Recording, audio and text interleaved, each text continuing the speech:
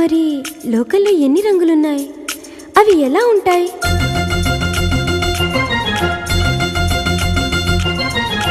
బుగ్గ మీద వెచ్చని సిగ్గు వచ్చినప్పుడు దానిని అడుగు, ఎర్రదనం అంటే చెబుతుంది.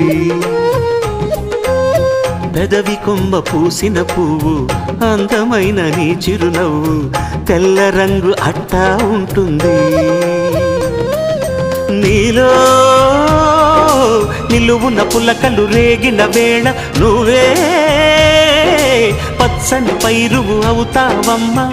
దిగులు రంగే నలుపు అనుకో, ప్రేమ పొంగే పసుపు అనుకో.